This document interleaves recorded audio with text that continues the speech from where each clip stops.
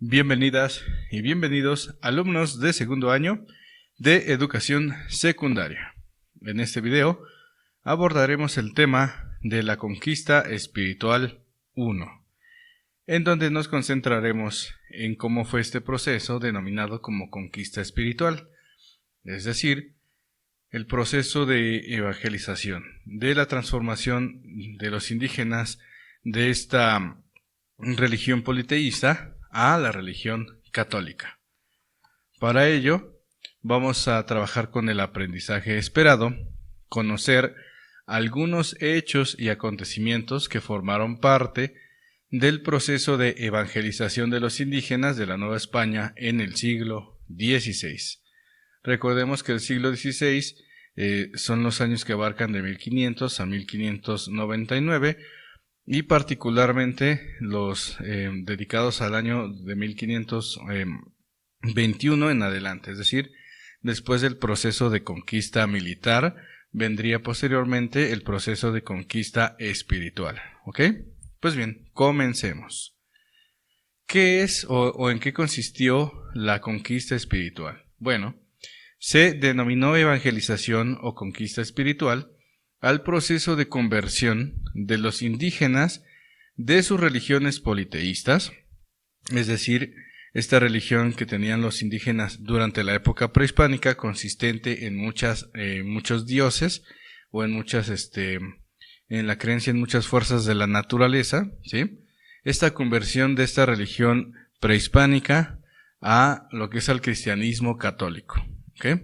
Recuerden que para los españoles era muy importante que el catolicismo se expandiera a otras partes del mundo, debido a que en el siglo XVI existían conflictos religiosos en Europa, sobre todo la denominada Reforma Protestante, y los españoles, que eran sumamente católicos, estaban en contra pues de estos dogmas diferentes al cristianismo católico.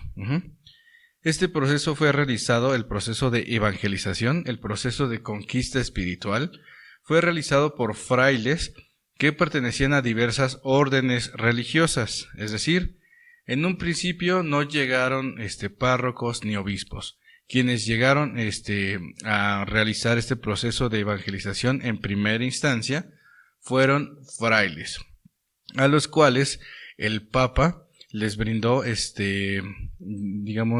autoridad para poder realizar algunos sacramentos, como cuáles, como el bautizo, como algunos matrimonios, etcétera. Es decir, se les facultó a los frailes para poder convertir a los indígenas de sus religiones que practicaban durante la época prehispánica al catolicismo, ¿ok? Y este proceso de conversión de indígenas de la religión prehispánica a la religión católica se denomina como evangelización o conquista espiritual, ¿ok? Los frailes entonces que llegaron a la Nueva España, incluso hubieron algunos frailes que llegaron durante el proceso de conquista, igual como los apóstoles. En un principio fueron 12 frailes de la orden franciscana, fueron los primeros que llegaron a Nueva España.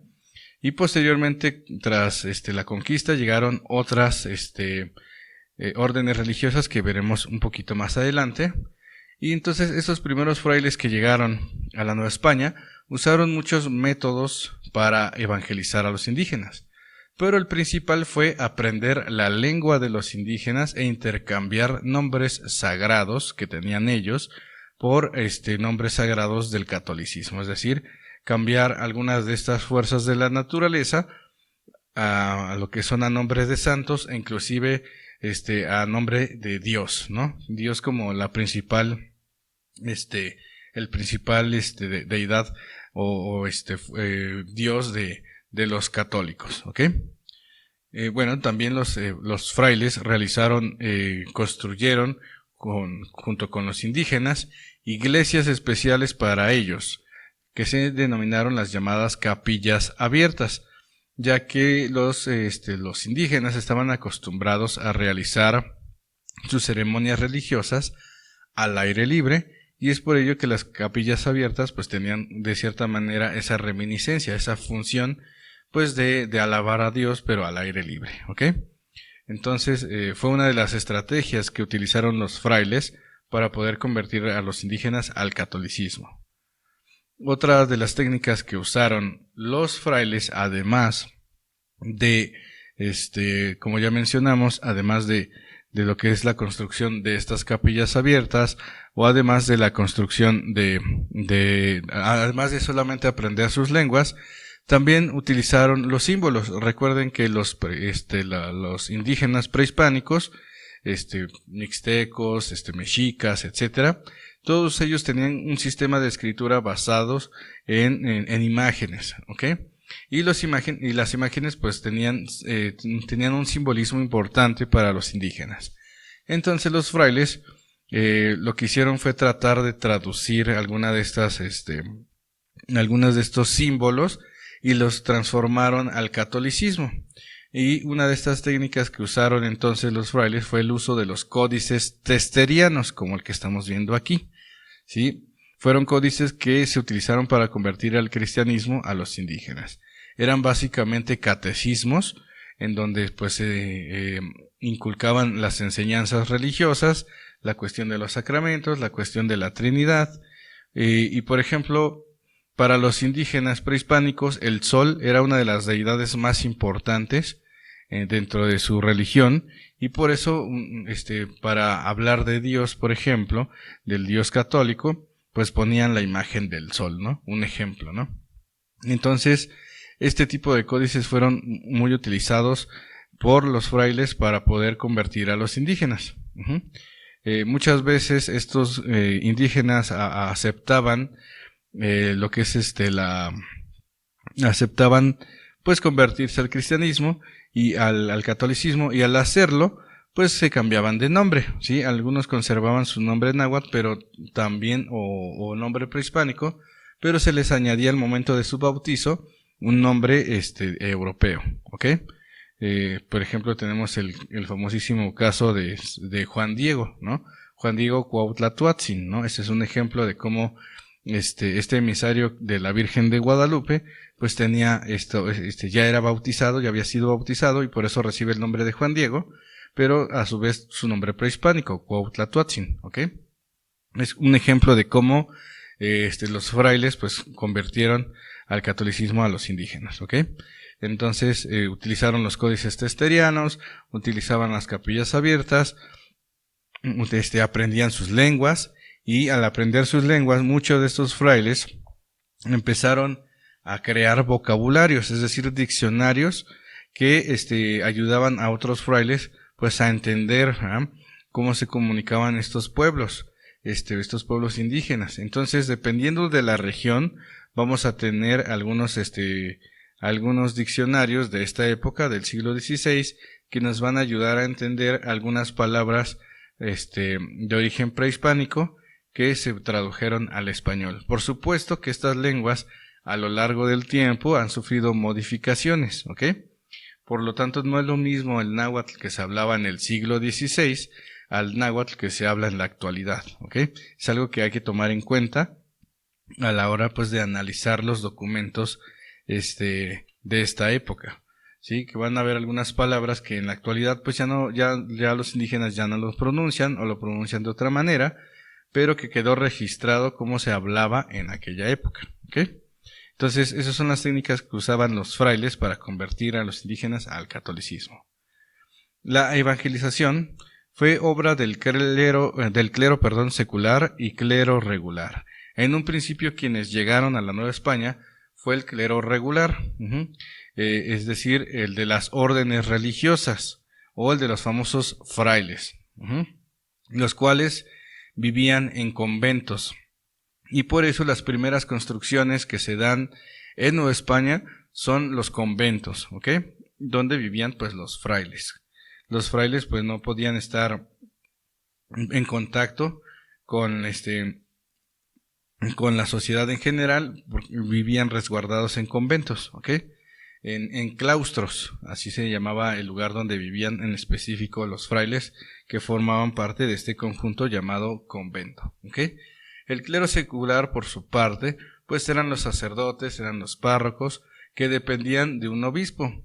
Entonces, en un principio, la evangelización fue obra del clero regular, o sea, de los frailes, de las órdenes religiosas, y ya conforme fue avanzando la Nueva España, el virreinato, después llegaría el clero secular, y ellos serían los encargados también, pues, de impartir los sacramentos y de evangelizar también a los indígenas, ¿ok? Entonces, aquí estamos viendo a un párroco en una pila bautismal, convirtiendo a un indígena al catolicismo. Y aquí de este lado pues tenemos a dos representantes, a 4 representantes de 2 órdenes religiosas, los franciscanos y los dominicos, ¿ok? Que van a ser las principales órdenes religiosas, que llegaron a Nueva España. Fueron 4, aunque hubieron otras más, pero las más representativas son 4 que vamos a ver a continuación. Las principales órdenes religiosas que evangelizaron a los indígenas de Nueva España, una vez dada la conquista, fueron principalmente franciscanos, dominicos, agustinos y jesuitas. Aunque insisto, hubieron otras órdenes religiosas, pero estas son las más predominantes en la Nueva España. Los franciscanos llegaron en 1523, ¿sí? Y ellos se establecieron sobre todo en el centro de Nueva España, en los actuales estados de Tlaxcala, Texcoco, en los estados de Tlaxcala y en algunas ciudades importantes como Texcoco, Cuernavaca, la Ciudad de México, Toluca y Jalisco. Entonces, si ustedes que viven en esas regiones tienen la fortuna de estar cerca de un convento del siglo XVI, ese convento seguramente fue construido por los franciscanos. Bueno, en realidad quienes los construyeron pues fueron los indígenas, pero quienes gestionaron esa construcción pues fueron los franciscanos, o sea, esa orden religiosa. ¿Quiénes son los principales personajes importantes dentro de los franciscanos en la historia de la Nueva España? Pues tenemos, por ejemplo, a Fray Pedro de Gante, que fundó una escuela en Texcoco, o Fray Toribio de Benavente Motolinía, quien recogió muchas de las tradiciones de los antiguos nahuas, ¿okay? De los pueblos que hablaban náhuatl durante la época prehispánica. Entonces los franciscanos son principalmente quienes tenían como principal voto lo que es el voto de la pobreza, y tenían como principal santo patrón a lo que es a San Francisco de Asís, ¿okay? Esas son las órdenes de los franciscanos, que forman parte, vuelvo a repetir, todos estos, del clero regular. Otro orden religioso importante que llegó a Nueva España fueron los dominicos.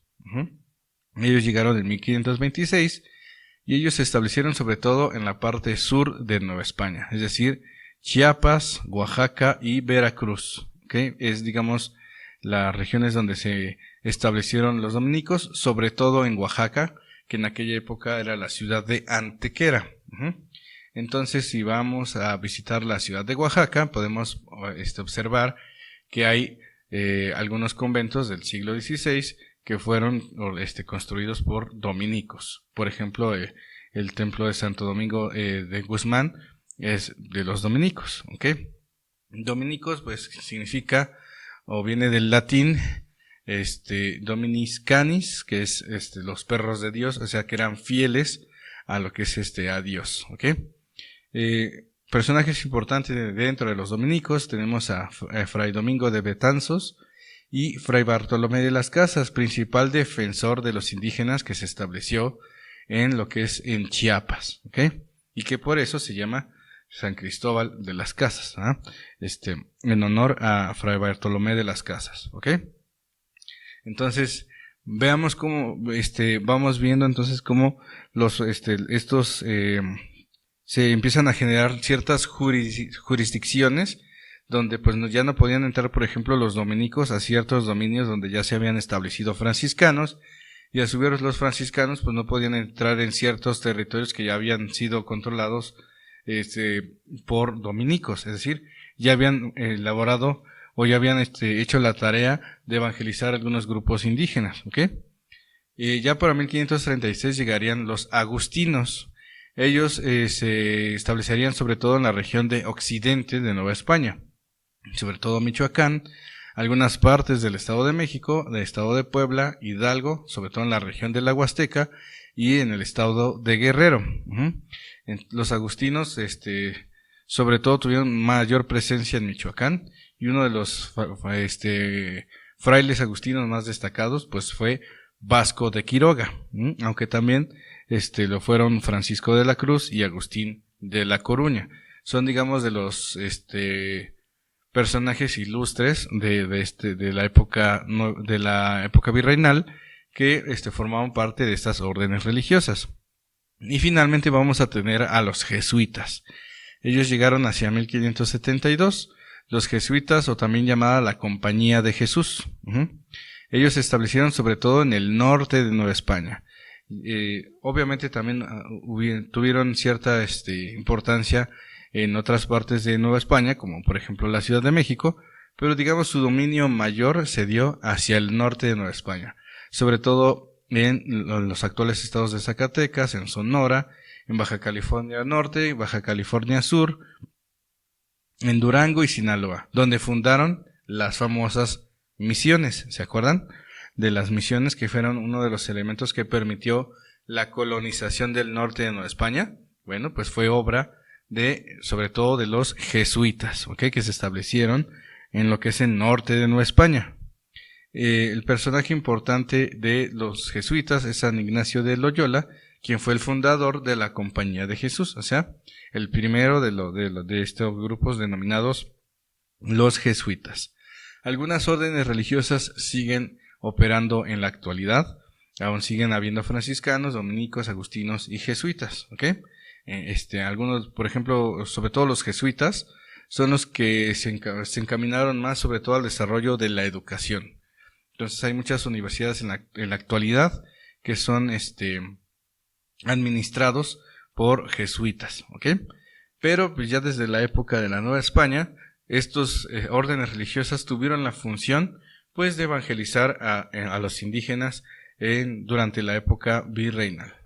Otra técnica que utilizaron estos frailes, que fueron los primeros en llegar a organizar estos procesos de evangelización, fue sobre todo el de atraer a las nuevas generaciones. Muy pocos indígenas que habían formado parte del proceso de conquista militar de los españoles, pues se atrevieron, por así decirlo, pues a convertirse al catolicismo, y por eso los frailes decidieron enfocarse en las nuevas generaciones para que ellos a su vez, pues a sus hijos, pues les impartieran las doctrinas católicas. Por eso es que de cierta manera fue muy importante pues el acercamiento pues hacia los jóvenes, Bien, otros métodos para evangelizar fue el de hacer obras de teatro, lo cual dejó como herencia nuestras actuales posadas, pastorelas y nacimientos, que ya tenían una cierta tradición en España y que, bueno, se la traen para Nueva España, y que esto ayudó también a que los indígenas se convirtieran al catolicismo. Para los indígenas pues era muy importante la ritualidad, lo que era la cuestión de la fiesta, pero no la fiesta en el sentido del jolgorio, sino también desde el punto de vista de la celebración, Entonces, por eso fue muy exitoso la introducción de las posadas, las pastorelas y los nacimientos, que forman parte también pues de nuestro ser cultural en la actualidad, Viene desde la época de la Nueva España, y que, bueno, forman parte de nuestras tradiciones decembrinas, y que también es resultado pues de la conquista espiritual. Recuerden entonces que el resultado, o vamos a decir la consecuencia principal de la conquista espiritual, pues fue el desarrollo de un sincretismo religioso.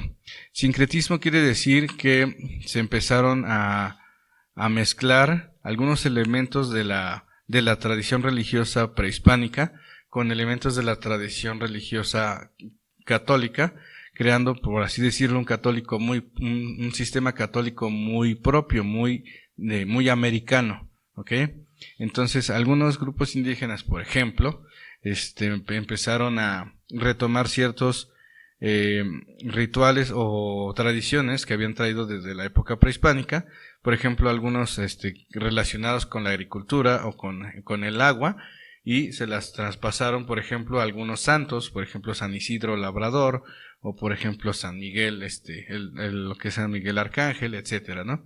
Porque algunas fechas del calendario prehispánico coincidían con algunas celebraciones importantes del calendario católico, y fue ahí como que de cierta manera se unieron estas dos como cosmovisiones, ¿ok? Y se generó un sincretismo religioso, que se puede ver sobre todo pues en la Virgen de Guadalupe, ¿ok?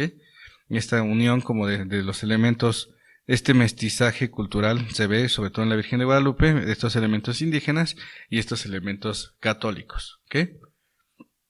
Entonces, como dijimos, el centro de operaciones donde los frailes se dedicaban a la evangelización era a través de los conventos. Entonces, por eso es que tenemos las primeras construcciones a la llegada de los españoles fueron, y que aún se conservan en la actualidad, pues son los conventos, ¿ok? Los conventos se conforman de tres elementos, que es la iglesia, el templo, el claustro, donde vivían ahí confinados los frailes, y el atrio, el lugar donde se llevaban a cabo pues las principales festividades religiosas al aire libre y donde participaban pues la comunidad, ¿ok? La iglesia o el templo pues se conforma del presbiterio, donde se imparte la misa, la nave, donde se colocaban los bancos donde se sentaba la concurrencia, y el sotocoro, que cuando uno entra a estas iglesias del siglo XVI, pues lo primero que tenemos arriba es el sotocoro, ¿eh? En algunos de ellos se instalaron algunos órganos, este instrumento musical para realizar estos cánticos. Algunos sobreviven, otros desaparecieron por el paso del tiempo, y sería, digamos, la parte del templo. La parte del claustro generalmente era un edificio de 2 niveles, y en el cual había un patio interior, y en medio de ese patio se colocaba una fuente, un pozo, ¿ok? Es algo muy propio de los conventos, que es el templo y el claustro. Y vamos a tener lo que es el atrio, que es el patio principal, donde en medio de ese patio vamos a tener la cruz atrial, una cruz que va a estar en el mero centro del patio, del atrio, y que va a tener estos elementos simbólicos relacionados con la pasión de Cristo. En las esquinas de este gran atrio vamos a tener algunas capillas posas, que son las que se utilizaban para algunas ceremonias, sobre todo relacionadas con las peregrinaciones, que también o procesiones, que es algo que también que ya se practicaba desde la época prehispánica, pero que también se trajo desde Europa, ¿ok? Y regularmente esta barda, atrio estaba rodeado por una barda, las famosas bardas atriales. En la actualidad hay algunos exconventos que ya no cuentan con las bardas atriales, pero en algún momento pues las llegaron a tener. Entonces aquí tenemos un ejemplo, el exconvento de Acolman, estamos viendo aquí entonces el templo, y estaríamos viendo aquí de este lado el claustro. Esta foto pues se tomó desde el atrio, ¿ah? ¿Sí se entiende entonces cómo se conformaban estos conventos? Generalmente pues el estilo artístico que se generó durante el siglo XVI pues fue el plateresco, ¿sí? Esta combinación de algunos elementos del gótico, del románico que venían de Europa y que se mezclaron aquí para generar pues este tipo de edificios, ¿ok? Aquí estamos viendo un ejemplo de una capilla abierta, sí, que también formaban parte de los conventos. Y bueno, ya con el avance que habían realizado y con esta mayoritariamente evangelización que habían hecho el clero regular, llegaría posteriormente el clero secular a tomar el lugar que habían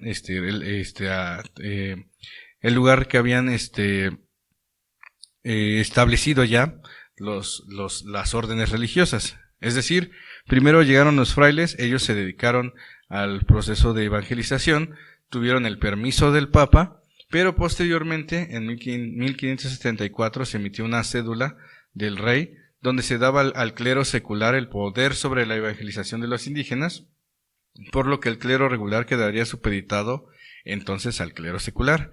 Y ya dijimos entonces que el clero secular estaba conformado por los párrocos, ¿ok? Y los párrocos a su vez le tenían de rendir obediencia al obispado, y ya saben que los obispos le deben obediencia al cardenal y el cardenal al papa, ¿ok? Entonces el clero secular se dividía en parroquias y diócesis, es decir, hubo una serie de jurisdicciones que empezaron a establecerse desde la Nueva España y que aún persisten en la actualidad. Dentro de estas iglesias pues, vivían los párrocos y eran la unidad más pequeña. La diócesis era otro nombre por el que se conocía a los obispados, lugares regidos por un obispo y en el cual habían varias parroquias, y dentro de esas parroquias por los párrocos. La sede de un obispado pues era una catedral. Entonces donde veamos una catedral es porque es la sede del obispo, y ese obispo pues tiene a su vez el control de varias parroquias, ¿ok?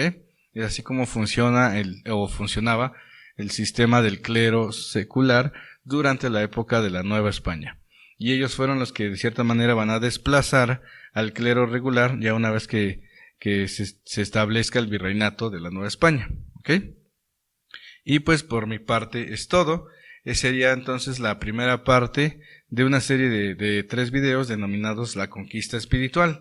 En estos momentos estamos viendo el trabajo que realizaron los frailes, las diversas órdenes religiosas, y posteriormente cómo fueron desplazados por el clero secular, que también tuvo una gran importancia dentro de la vida social de los novohispanos, ¿ok? Los siguientes videos se van a enfocar a otras instituciones religiosas que también formaban parte del llamado o de la llamada conquista espiritual. Por mi parte es todo. Nos vemos en el siguiente video. Hasta la próxima.